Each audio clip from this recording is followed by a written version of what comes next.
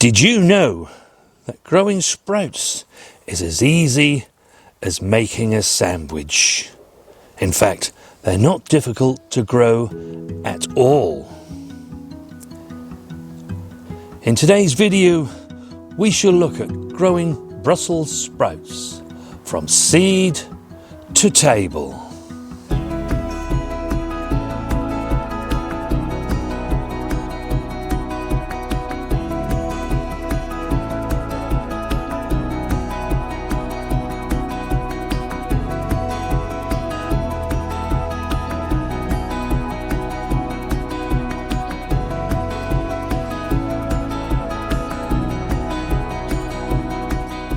Growing your own Brussels sprouts has many advantages, not least the freshness and the nutritional value that growing your own brings to your table.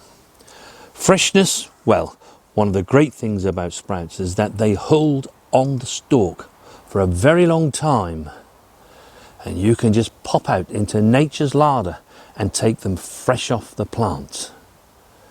That, of course, leads on to the nutritional value, because you've picked them there and then, cooked them there and then, ready for you to eat. These will not have been laying around in a warehouse for some weeks before you get them on your plate. They will be full of all that wonderful nutritional value. Now, one of those common problems that people have when growing Brussels sprouts, and I see it a lot in the comments, is that I can't grow Brussels sprouts very well. The buttons just don't seem to get very tight. They blow and they're loose. Well, continue watching this video and I assure you, never again will you have a loose or blown sprout. It's mid-May, and I'm about to sow our Brussels sprouts. I've filled a compost tray with fresh compost and I've made divots into the cells. I'm aiming for 2 seeds per cell. If 1 germinates, happy days. But if 2 germinate, just thin to the strongest seedling. I do this in order that there is a greater chance of something germinating in each cell. By mid to late June, your young plants are ready to be transplanted into their final growing position. For us within our crop rotation, sprouts always follow our broad beans. This is because the broad beans are a legume. And all we do is cut those down to the ground, leaving the root nodules behind. These still have nitrogen within them that they can release into the soil. And of course, with sprouts being such a large and leafy plant, they can do with all the nitrogen benefits that they can get. It's important that when you go to plant your Brussels sprouts, that the ground is firm. This is what will stop your sprouts from blowing or being very loose. Of course, with us being no-dig, we don't really have a problem with our soil being loose because it's never turned over. But if you are a digger and you're watching this program, do ensure that you do your soil prep in the autumn and winter months in order that the soil can settle down. And you may just need to do a bit of a shuffle over your beds in early spring to ensure that the ground is firm. I space my Brussels sprouts a minimum of 2 feet in each direction. The young sprout plants could be interplanted with other crops. For example, if you're growing an onion crop and you know that those onions will be harvested sometime in July, you could be planting your Brussels sprouts in between those onions at the recommended spacings. Once your onions are ready, they can be harvested, leaving the sprouts to grow on. Now, Brussels sprouts take quite a while to grow.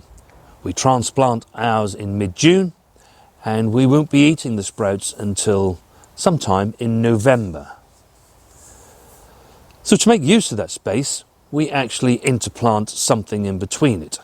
And this year, it was radish we put in between it, because the radish will be ready long before those Brussels sprouts need all of that space. You could run a row of spring onions and things like that are very quick growing. It is necessary though to cover your sprout plants with Enviromesh or something similar. The hoops will need to be large. This is because, as you can see, the plants get quite tall. The cabbage white butterfly will love to lay its eggs on your sprout plants, and you will find then that they will be nibbled. It actually doesn't take them very long to destroy a whole sprout plant. From now on, to bring these plants through to harvest, all you need to do is to ensure that they are adequately watered. If no rain falls after 10 days or so, then do give them a good watering once a week. As with all vegetables, they benefit from a very good watering once a week than a little and often approach. As we approach late August and September, it's a good idea to actually stake your Brussels sprouts. Certainly here in the UK, it's a time of the year when we start to see stormy weather coming in, and the wind speeds will increase. With these being very tall plants, they can easily be wind-rocked. Wind-rock is not great for these plants because they disturb the fine roots, and a lot of these fine roots in and around the plant are the ones that take up the nutrients and the water that they require. And it's around that time of year that the actual sprouts that we want to eat are starting to fill out, and they will need all the nutrients and water that they can get. By mid-November, the sprouts are actually ready for their harvest. To harvest them is simplicity itself. You start from the bottom of the stalk and just snap them off.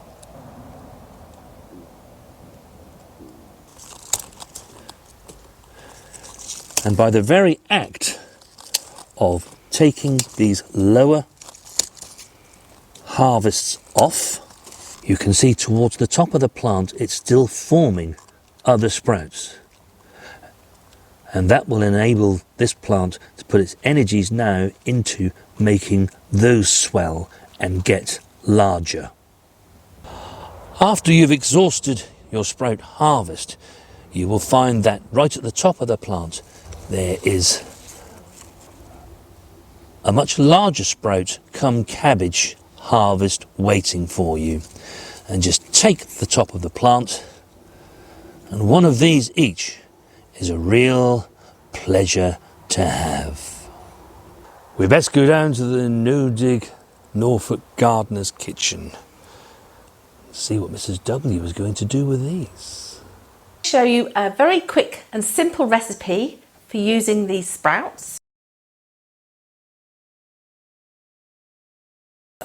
Peeled and sliced the sprouts, so they're approximately 5 mils thick.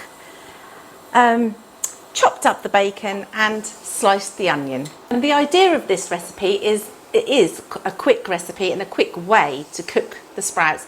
And you're aiming to keep them slightly al dente still. So I'm going to start off with a glug of oil just into the pan. Quite a high heat, just let that get to temperature. So we put the bacon pieces into the hot pan.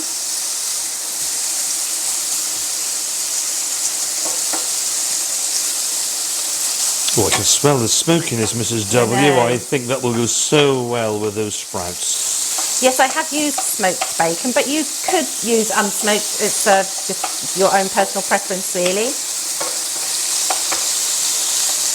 So we want to just start these colouring and slightly crisping. The bacon is crisping up lovely, and I'm now going to add a knob of butter, just a small dollop, and the onions. So just stir around, let that butter melt. And now add the sprouts. Look at those, Mrs. W, fresh from our garden. And very vibrant green and colourful they are too.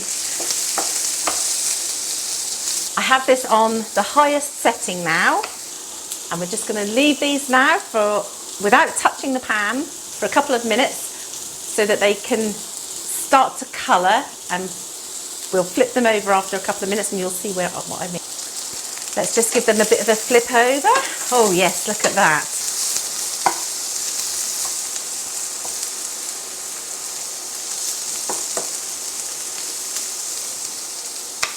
And leave those cooking again for another couple of minutes without touching them. So another couple of minutes on that side. Look at that. I meant to say also that in with the onions was the clove of garlic. I forgot to mention that earlier. So the garlic goes in at the same time as the onions and sprouts. And I'm just going to give it a little bit of seasoning. Not a lot of salt because the bacon is in there. You don't need a lot of salt, I don't think. Nice grinding of pepper. Do like our pepper. You can see the lovely coloration now. That's now simply ready to serve.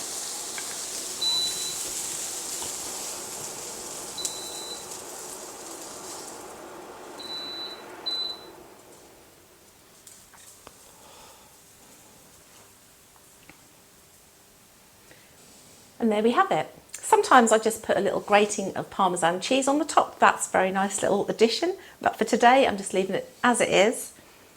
And as I said earlier, there's still that little bit crispiness to the sprouts.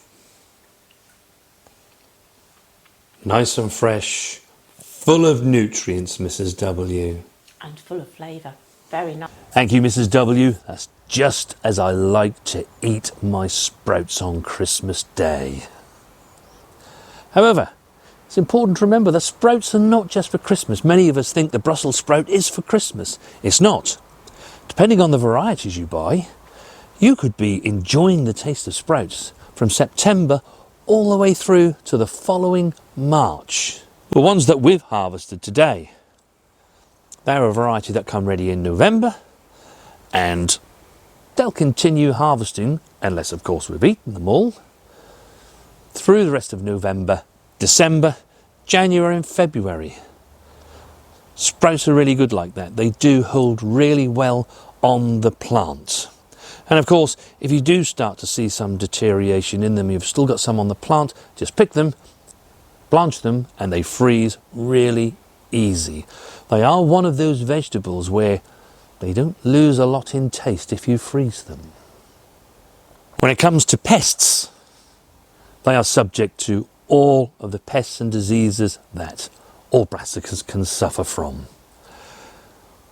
Providing you keep them covered, you can keep the worst of the white cabbage butterfly away from laying its eggs and those caterpillars eating the leaves. If you know that you have problems with the cabbage root fly on your allotment or in your veg garden, you can buy those little discs that go at the base of the plant, which will stop the root fly actually laying its eggs close enough to your plants to do the damage that they can do.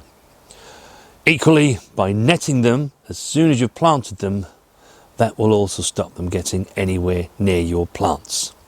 But of course, by far the most serious disease, which we always talk about with brassicas, is clubroot.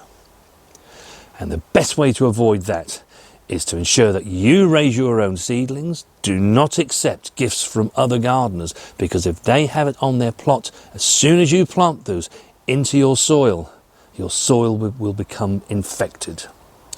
Also, if somebody's coming to visit your plot Certainly if you know that they've got club root, then do insist that they have a change of footwear, because again they could walk all over your plots, even on the paths, and then you go to walk on them, step onto your plot, and it's introduced into the soil.